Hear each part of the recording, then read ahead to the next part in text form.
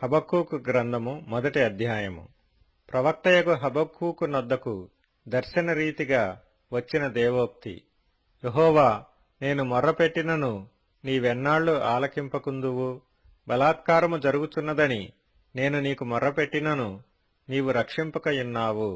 నన్నెందుకు దోషము చూడనిచ్చుచున్నావు? బాధ నీవేళ ఊరకయే చూచుచున్నావు? ఎక్కడ చూచినను నాశనమును బలాత్కారమును అగుపడుచున్నవి, జగడమును కలహమును రేగుచున్నవి. అందువలన ధర్మశాస్త్రము నిరర్ధకమాయెను, న్యాయము ఎన్నడనూ జరగకుండా మానిపోయెను.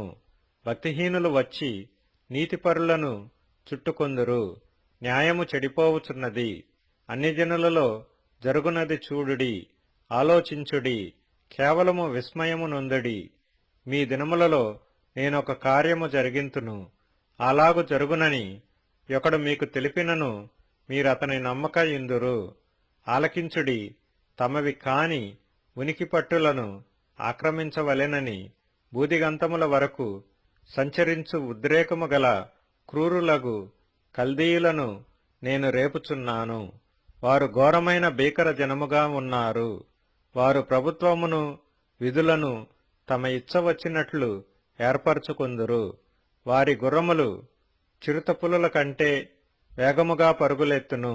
రాత్రియందు తిరుగులాడు తోడేళ్ల కంటెను అవి చురుకైనవి. వారి రౌతులు దూరము నుండి వచ్చి తటాలున జొరబడుదురు. ఎరను పట్టుకొనుటకై పక్షిరాజు వడిగా వచ్చునట్లు వారు పరుగులెత్తి వత్తురు. వెనుక చూడకుండా బలాత్కారము చేయుటకై వారు వత్తురు. ఇసుక రేణువులంతా విస్తారముగా వారు జనులను చెరపట్టుకొందురు. రాజులను అపహాస్యము చేతురు, అధిపతులను హేళన చేతురు. ప్రాకారము గల దుర్గములన్నిటినీ తృణీకరింతురు. మంటి దెబ్బ వేసి వాటిని పట్టుకొందురు. తమ బలమునే తమకు దేవతగా భావింతురు. గాలి కొట్టుకొని పోవునట్లు వారు కొట్టుకొని పోవుచు అపరాధులగుదురు. యెహోవా నా దేవా, నా పరిశుద్ధ దేవా, ఆది నుండి నీ ఉన్నవాడవు కావా? మేము మరణము నొందము. యెహోవా, తీర్పు తీర్చుటకు నీవు వారిని నియమించియున్నావు. ఆశ్రయదుర్గమా, మమ్మను దండించుటకు వారిని పుట్టించితివి.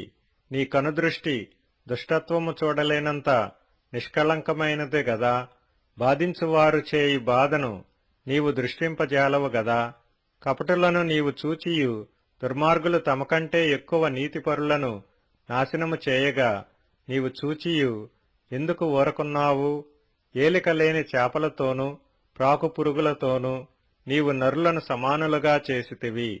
వాడు గాలము వేసి మానవులనందరినీ గుచ్చి లాగియున్నాడు. ఉరులు ఒగ్గి చిక్కించుకొనుచున్నాడు. వాడు తన వలతో వారిని కూర్చుకొని సంతోషపడి గంతులు వేయుచున్నాడు. కావున వల వలన మంచి భాగమును పుష్టినిచ్చు భోజనమును తనకు కలుగుచున్నవని వాడు తన వలకు బలులనర్పించుచున్నాడు. తన ఉరులకు ధూపము వేయుచున్నాడు. వాడు ఎల్లప్పుడూ తన వలలో నుండి దిమ్మరించుచుండవలెనా? ఎప్పటికీ మానకుండా వాడు జనములను హతము చేయుచుండవలెనా? హబక్కూకు గ్రంథము 2వ అధ్యాయము. ఆయన నాకు ఏమి సెలవిచ్చునో, నా వాదము విషయమై నేనేమి చెప్పుదునో చూచుటకై నేను నా కావలి స్థలము మీదను గోపురము మీదను కనిపెట్టుకొని ఇందుననుకొనగా యెహోవా నాకీలాగు సెలవిచ్చెను. చదువువాడు పరిగెత్తుచు చదువ వీలగునట్లు నీవు ఆ దర్శన విషయమును పలక మీద స్పష్టముగా వ్రాయుము. ఆ దర్శన విషయము నిర్ణయకాలమున జరుగును. సమాప్తమగుటకై ఆతురపడుచున్నది. అది తప్పక నెరవేరును. అది ఆలస్యముగా వచ్చినను దాని కొరకు కనిపెట్టుము. అది తప్పక జరుగును. జాగు చేయక వచ్చును. వారు యథార్థపరులు కాక తమలో తాము అతిశయపడుదురు. అయితే నీతిమంతుడు విశ్వాసము మూలముగా బ్రతుకును. మరియు ద్రాక్షారసము మోసకరము. తనను బట్టి అతిశయించువాడు నిలువడు. అటివాడు పాతాళమంత విశాలముగా ఆశపెట్టును. మరణమంతగా ప్రబలినను తృప్తి నొందక సకల జనములను వశపరుచుకొనును. సకల జనులను సమకూర్చుకొనును. తనది కాని దానినాక్రమించి అభివృద్ధి నొందిన వానికి శ్రమ. తాకట్టు సొమ్మును విస్తారముగా పట్టుకొను వానికి శ్రమ. వాడు ఎన్నాళ్లు నిలుసును అని చెప్పుకొనుచు వీరందరూ ఇతనిని బట్టి ఉపమాన రీతిగా అపహాస్యపు సామెత ఎత్తుదురు గదా. వడ్డీకిచ్చువారు హఠాత్తుగా నీ మీద పడుదురు. నిన్ను హింస పెట్టబోవు వారు జాగ్రత్తగా వత్తురు. నీవు వారికి దోపుడు సొమ్ముగా ఉందువు. బహుజనముల ఆస్తిని నీవు కొల్లపెట్టియున్నావు గనుక శేషించిన జనులు దేశములకును పట్టణములకును వాటిలోని నివాసులకును నీవు చేసిన నరహత్యను బట్టియు బలాత్కారమును బట్టియు నిన్ను కొల్లపెట్టుదురు. తనకు అపాయము రాకుండునట్లు తన నివాసమును బలపరుచుకొని తన ఇంటివారి కొరకై అన్యాయముగా లాభము సంపాదించుకుని వానికి శ్రమ. నీవు చాలామంది జనములను నాశనము చేయుచు నీమీద నీవే నేరస్థాపన చేసియున్నావు. నీ దురాలోచన వలన నీ ఇంటివారికి అవమానము తెచ్చియున్నావు. గోడలలోని రాళ్లు మొర్రపెట్టుచున్నవి, దూలములు వాటికి ప్రత్యుత్తరమిచ్చుచున్నవి.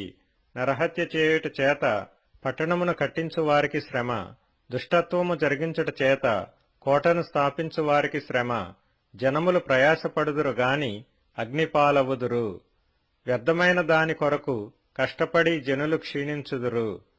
ఇది సైన్యములకధిపతియగు యెహోవా చేతనే యగును గదా. ఎలయనగా సముద్రము జలములతో నిండియున్నట్టు భూమి యెహోవా మహాత్మ్యమును గూర్చిన జ్ఞానముతో నిండియుండును. తమ పొరుగువారి మానము చూడవలెనని ఘోరమైన ఉగ్రతను కలిపి వారికి త్రాగనిచ్చి వారిని మత్తులుగా చేయువారికి శ్రమ. ఘనతకు మారుగా అవమానముతో నిండియున్నావు. నీవును త్రాగి నీ మానము కనపరుచుకొందువు. యెహోవా కుడిచేతిలోని పాత్ర నీకియ్యబడును. అవమానకరమైన వమనము నీ ఘనత మీద పడును. లెబానోనునకు నీవు చేసిన బలాత్కారము నీమీదికే వచ్చును. పశువులను బెదరించిన బెదరు నీమీదనే పడును. దేశములకును పట్టణములకును వాటిలోని నివాసులకును నీవు చేసిన నరహత్యను బట్టియు జరిగిన బలాత్కారమును బట్టియు ఇది సంభవించును. చెక్కడపు పనివాడు విగ్రహమును చెక్కుట వలన ప్రయోజనమేమి? పనివాడు మూగబొమ్మను చేసి తాను రూపించిన దానియందు నమ్మిక ఇంచుట వలన ప్రయోజనమేమి? అబద్ధములు బోధించు పోత విగ్రహములయందు నమ్మిక ఇంచుట వలన ప్రయోజనమేమి? కర్రను చూచి మేలుకొమ్మనియు మోగరాతిని చూచి లెమ్మనియు చెప్పువానికి శ్రమ. అది ఏమైనా బోధింపగలదా? అది బంగారముతోనూ వెండితోనూ పూతపూయబడిన గాని దానిలో శ్వాసమెంతమాత్రమునూ లేదు. అయితే యెహోవా తన పరిశుద్ధాలయములో ఉన్నాడు. ఆయన సన్నిధిని లోకమంతయు మౌనముగా ఉండునుగాక.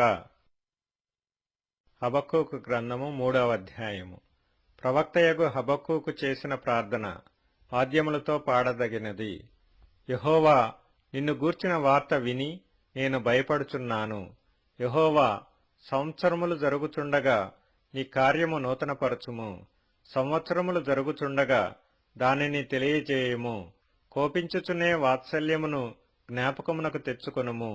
దేవుడు తేమానులో నుండి బయలుదేరుచున్నాడు.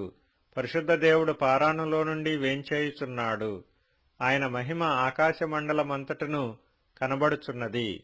భూమి ఆయన ప్రభావముతో నిండియున్నది. సూర్యకాంతితో సమానమైన ప్రకాశము కనబడుచున్నది.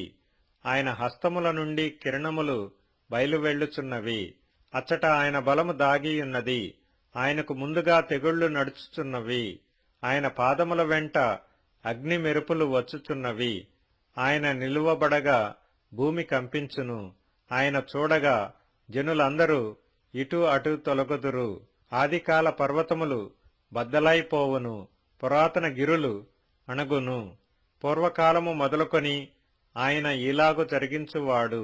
కూషీయుల డేరాలలో ఉపద్రవము కలుగుగా నేను చూచితిని. మిద్యాను దేశస్థుల డేరాల తెరలు గజగజ వణికెను. యెహోవా, నదుల మీద నీకు కోపము కలిగినందున, నదుల మీద నీకు ఉగ్రత కలిగినందున, సముద్రము మీద నీకు ఉగ్రత కలిగినందున నీ గుర్రములను కట్టుకొని రక్షణార్థమైన రథముల మీద ఎక్కి వచ్చుచున్నావు. విల్లు వరలో నుండి తీయబడి ఉన్నది. నీ వాక్కుతోడని ప్రమాణము చేసి నీ బాణములను సిద్ధపరచియున్నావు. భూమిని బద్దలు చేసి నదులను కలుగజేయుచున్నావు. నిన్ను చూచి పర్వతములు కంపించును, జలములు ప్రవాహములుగా పారును. సముద్రాగాధము ఘోషించుచు తన చేతులు పైకెత్తును.